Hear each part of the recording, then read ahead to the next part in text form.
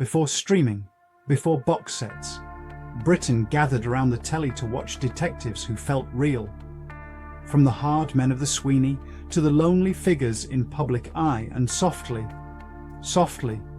these shows defined crime drama in the 1970s.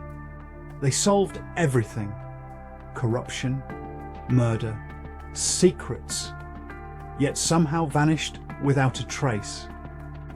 Like and subscribe if these names spark a memory. And stay with us, because what happened to these forgotten detectives reveals more about Britain than the crimes they chased. 1. The Sweeney. First broadcast in January 1975 on ITV, The Sweeney changed British crime television overnight. This was policing without polish, without comfort, without illusions. Set on the streets of 1970s London, the series followed Detective Inspector Jack Regan, played by John Thor, and his partner George Carter, portrayed by Dennis Waterman. They swore, they bent rules, they kicked down doors. For viewers used to gentler police dramas, this felt shocking, almost dangerous. Filmed on real locations rather than studio sets, The Sweeney captured a Britain of boarded-up shops, brown brick estates, and unmarked Ford Granadas idling outside pubs. It was popular because it felt honest. Crime wasn't neat, justice wasn't guaranteed, and when the theme tune hit on a weekday evening, Britain paid attention. 2. Van der Valk. When Van der Valk arrived on ITV in 1972, it felt different from anything else on British television. Set not in London or Manchester, but in Amsterdam, the series followed Commissaris Piet van der Valk, played by Barry Foster. The canals, the fog, the quiet menace. British audiences were drawn to its slower pace and European atmosphere. Cases unfolded patiently, often driven by conversation rather than action.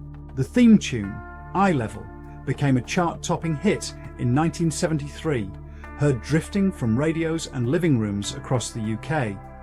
Van der Valk himself was weary, intelligent, quietly moral. He didn't chase criminals, he waited for them to reveal themselves.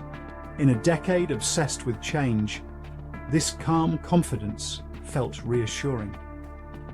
3. Special Branch. Special Branch emerged at the turn of the 1970s, reflecting Britain's growing anxiety about terrorism, espionage, and political unrest. Broadcast on ITV, the series focused on the Metropolitan Police's Special Branch, dealing with threats to national security rather than everyday crime. Derren Nesbitt and later George Sewell portrayed officers operating in a grey moral world. This was the era of the IRA, Cold War paranoia, and rising distrust of authority. Episodes often featured surveillance vans, coded phone calls, and anonymous informants in rain-soaked streets. There were no clear heroes, no simple endings. Audiences were fascinated because it mirrored the news headlines of the time. Special Branch didn't offer comfort. It offered unease, and Britain recognised itself in that discomfort. 4. Z-Cars. By the 1970s, Z-Cars was already a television institution.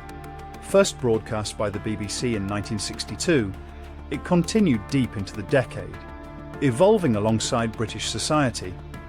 Set initially in the fictional town of Newtown, based on Merseyside, the series rejected cosy policing from the start. Officers argued. They made mistakes.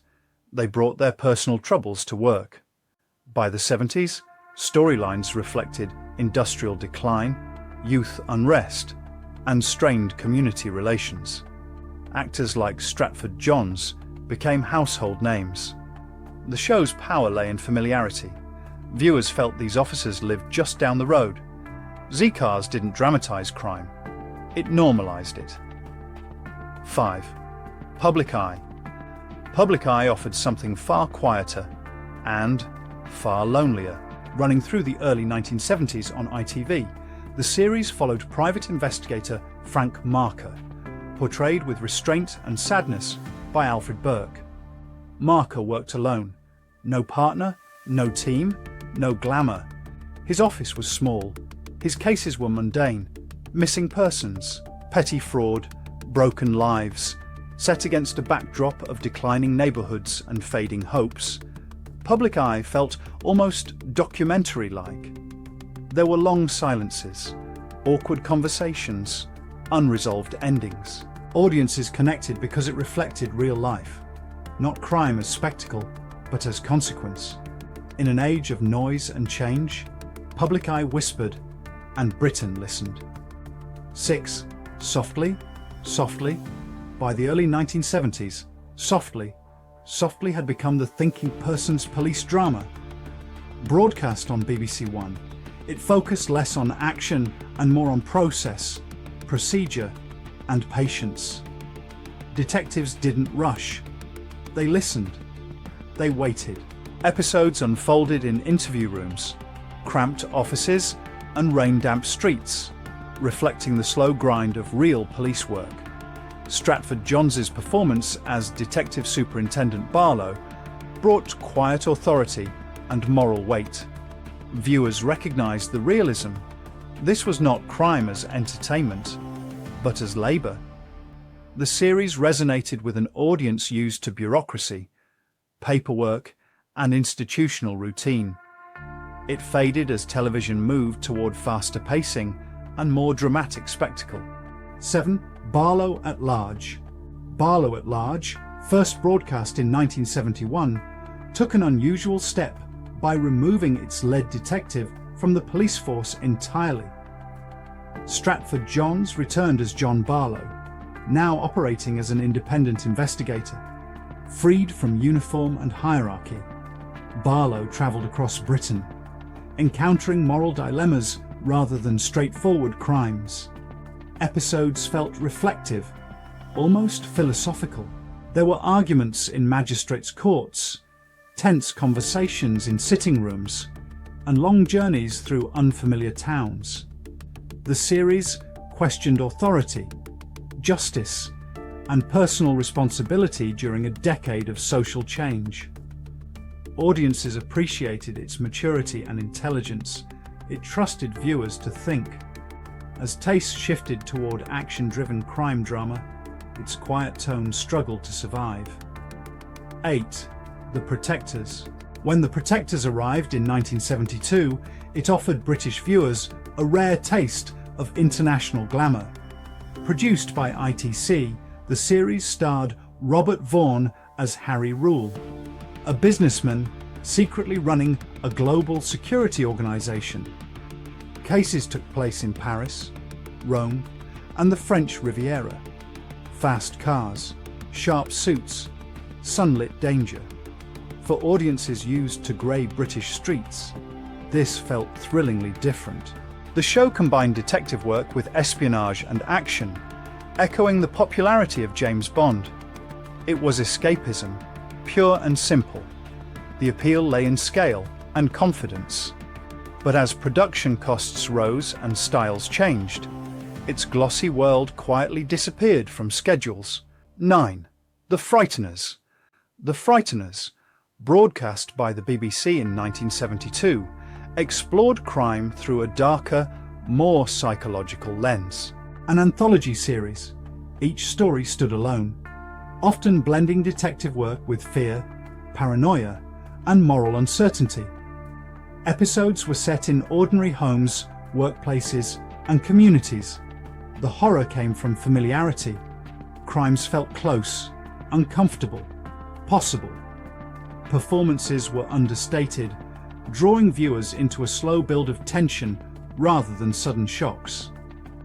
The series mirrored Britain's unease during the early 70s, a time of strikes, power cuts, and social anxiety. Audiences remembered its atmosphere more than its plots. Its unsettling tone made it memorable, but difficult to sustain long-term. 10. Armchair Thriller.